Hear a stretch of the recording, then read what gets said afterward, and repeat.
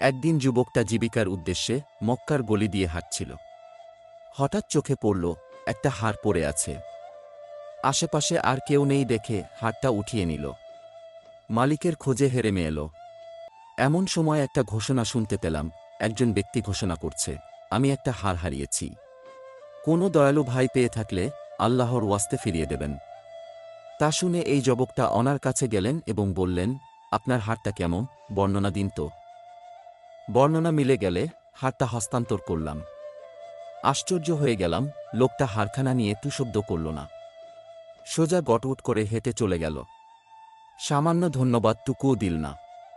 তারপর আসমানের দিকে হাত তুলে আমি আল্লাহর কাছে বললাম, ইয়া আল্লাহ, আমি যদি এই সামান্য কাজটুকু আপনাকে সন্তুষ্ট করার জন্যই করে থাকি, আপনি আমার জন্য এর চেয়েও ভালো প্রতিদান জমা করে রাখুন। আমিন। এরপর আমি রুজিরোজগারের উদ্দেশ্যে জাহাজে চড়ে বসলাম। তাকদীরের এমনই লিখন, জাহাজ পড়ল ঝড়ের কবলে। পুরো জাহাজ ভেঙে লণ্ডভণ্ড হয়ে গেল।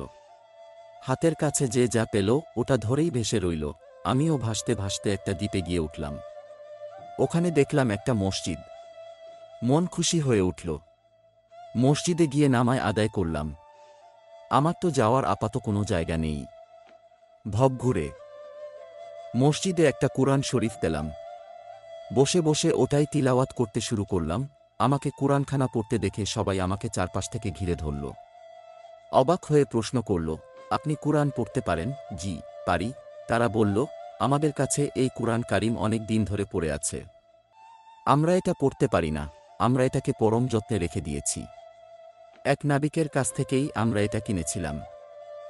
আমাদের এই দ্বীপে আগে একজন ছিলেন, তিনি এই কুরআন পড়তে পারতেন।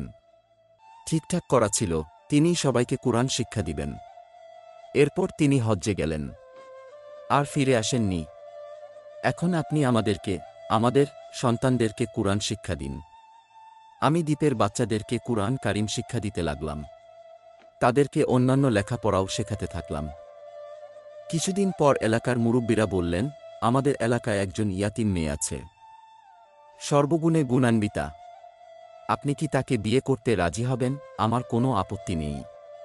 আমাদের বিয়ে হয়ে গেল। বাসর রাতে স্ত্রীর সাথে আমার প্রথম দেখা। আমি তাকে দেখে কিংকর্তব্যবিমূঢ় হয়ে গেলাম। দেখলাম তার গলায় মক্কায় কুড়িয়ে পাওয়া সেই হার ঝুলছে। জানতে চাইলাম, এই হার তোমার কাছে কিভাবে এলো? নববধূ লাজুক মুখে উত্তর দিল, আমার আব্বু সেবার হজে গেলেন। দুর্ভাগ্যক্রমে হারটা হারিয়ে গেল। কিন্তু এক মহৎ ব্যক্তির বদান্যতায় হারটা ফিরে পেলেন। আব্বু সবসময় তার জন্য দোয়া করতেন আর বলতেন, ইয়া আল্লাহ, আমার মেয়ের জন্য মক্কার এই মহৎ ব্যক্তির মতো এমন একজন স্বামী মিলিয়ে দিন। তা বলেই তিনি বললেন, মনে হয় আল্লাহ আমার আব্বুর দোয়া কবুল করেন নাই।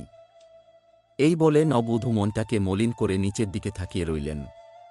তারপরই এই যুবক বলে উঠলেন, মহান আল্লাহ আসলেই অনেক বড় প্রতিদানদাতা। তিনি এমন প্রতিদান বান্দার জন্য রেখেছেন যা বান্দা কল্পনাও করতে পারবে না। তার এই কথা শুনে নববধূ বলে উঠলেন, আপনার এই কথার মানে কি আমি বুঝলাম না। তিনি জবাব দিলেন, আমি সেই ব্যক্তি যে আপনার গলার হারটি পেয়েছিল আর আপনার বাবার হাতে দিয়ে দেওয়ার পর খুব অবাক হয়েছিলাম যে এতটা উপকার করার পর তিনি কেন আমাকে কোনো কিছু না বলেই চলে গিয়েছিলেন। তারপর আমি আল্লাহর কাছে দোয়া করেছিলাম যে আমার এই কাজ যদি খালেছ নিয়তে করে থাকি তাহলে যেন আল্লাহের প্রতিদান আরও উত্তমভাবে দিন। আর এটাই হলো মহান আল্লাহর প্রতিদান, যার কোনো তুলনা হয় না। এইটা শুনে নববধূ খুব অবাক হলেন আর মহান আল্লাহর কাছে শুকরিয়া আদায় করলেন আর বলে উঠলেন, ইয়া রব, আপনি সবার মনের আশা পূরণ করে থাকেন। আপনার নিয়ামতের শুকরিয়া আদায় করার মতো ক্ষমতা আমাদের নেই। এইভাবেই মহান আল্লাহ সৎ ব্যক্তিকে উত্তম উপহার দিয়েছিলেন। তাই আমাদের উচিত আমরা যেন মহান আল্লাহর উপর পরিপূর্ণ বিশ্বাস রাখি। তিনি আমাদের সব কিছু দেখেন এবং সব প্রয়োজনের ব্যবস্থা করে দিবেন। আর তা যদি আমরা করতে পারি তাহলে আমাদেরকে এমন প্রতিদান দিবেন যা আমরা কল্পনাও করতে পারব না। আল্লাহ নিজেই বলেছেন, হে আমার বান্দা, তোমরা আমার কাছে চাও, আমি তোমাদেরকে দান করব। এই রকম সুন্দর ভিডিও পেতে সবাই শেয়ার করে অন্য ভাইদেরকে দেখার সুযোগ করে দিন। মা আসসালাম, সবাইকে ধন্যবাদ।